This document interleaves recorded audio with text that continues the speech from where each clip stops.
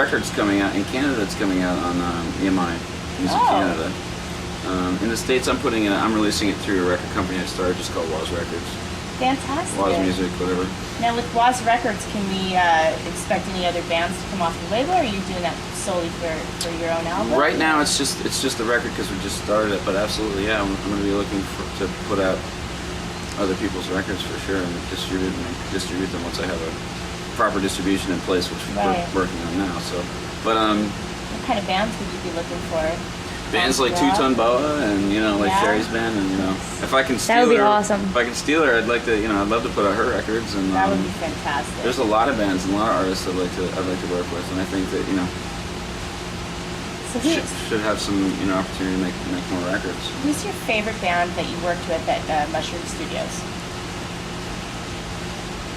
Stabilo. Stabilo? Yeah, I would say Canadian band? Canadian band, yeah. Really amazing band. And there's two singers in the band, Chris and Jesse. And Jesse has this really lilting, incredible timbre in his voice. And Chris has more of like a rough, raspy kind of thing. But the great thing about that band is not only are their songs amazing, and they did quite well. They were on Capitol in EMI in Canada. And had a couple hits. We did this song called Everybody, produced their record, and they had a song called Everybody that did quite well on the radio up there. I think the main thing about them that I love is that the two singers make it similar to the Grateful Dead, how Bob Weir and Jerry Garcia would. You listen to a Dead record, and it's almost like getting two records in one, because you have the flavor of both songwriters and singers, or the Beatles, or Fleetwood Mac, or wherever they shared singing and songwriting and stuff. And it was just really interesting and fun to try and make those songs all work together on one, composite sort of album. And it did. It worked great, and that was a really fun project I worked on. I think the bands that went into Mushroom Studio are the luckiest bands on the planet because they have the legendary John Wozniak producing their friggin' records. Well, no. How can you get any better than No, it's not true. We have Mushroom is it's a first of all, I sold it 2 years ago. I had it for 7 years, but Mushroom is a full service facility. I mean, producers come in there. We had so you could rent space and whatnot. Absolutely. I mean, we have Jack and Dino come in and do Hot Hot Heat records there. Oh. And, a lot of Sub Pop Those stuff guys is are in from there. LA, right? Hot Hot Heat, no, they're actually from Vancouver. Yeah. So Hot Hot Heat, those guys are from Vancouver, right? That's right. Yeah, they are.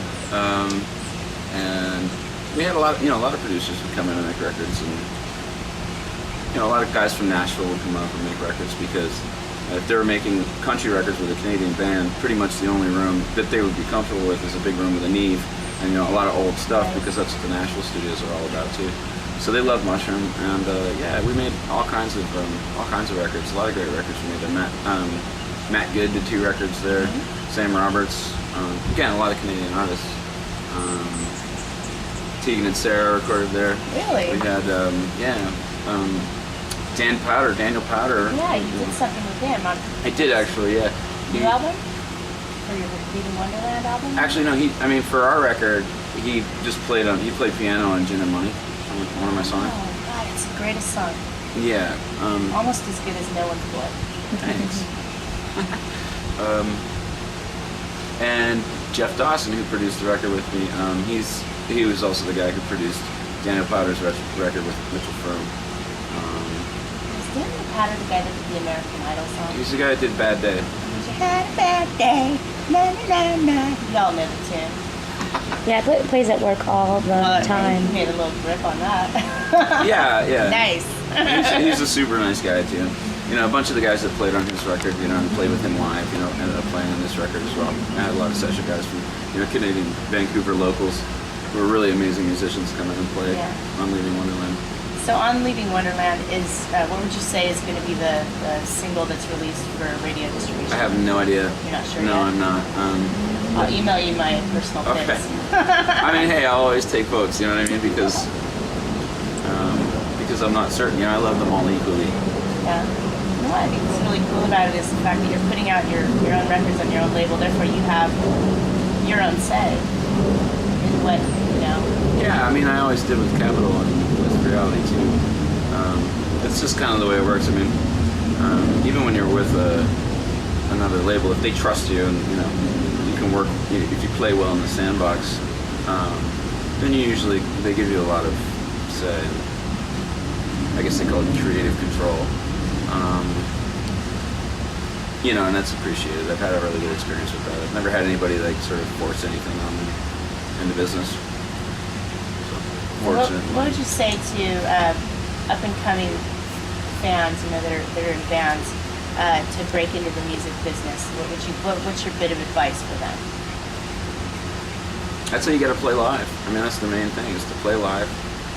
Find a place where you can do a residency. In other words, find a venue in a town that has, if it's, whether it be New York or whether it be Philadelphia or Baltimore, wherever you are, that has kind of a scene happening where particularly radio stations guys hang out, broadcasters, because a lot of radio stations have local programs and they'll play some local tracks or whatever. So if you can get a recording and get kind of a buzz going with your band, and get a couple spins on your local radio station, that can sometimes translate to positive things.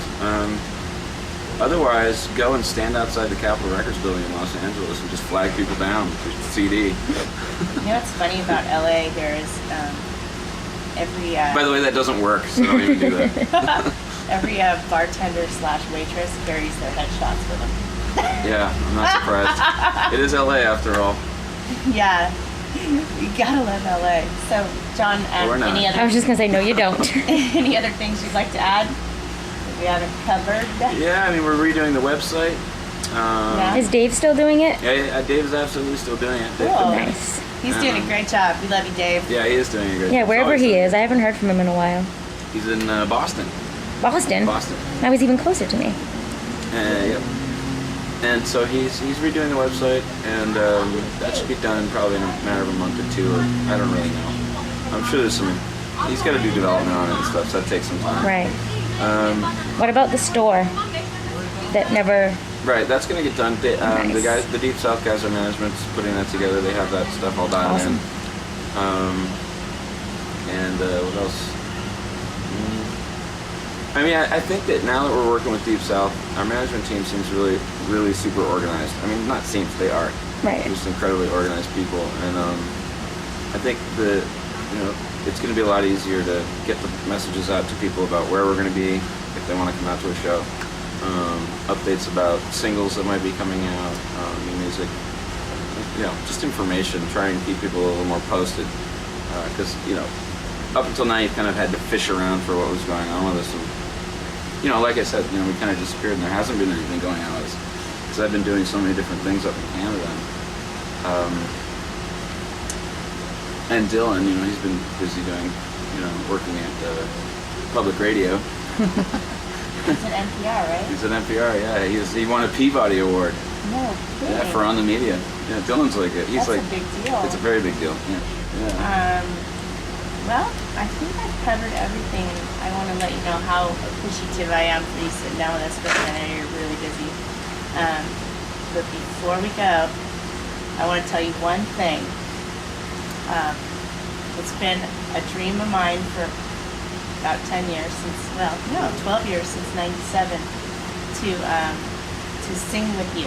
So if we ever get a chance to play acoustic in the room, No. You know what we should do is we should do karaoke. We should go out one night and just do karaoke.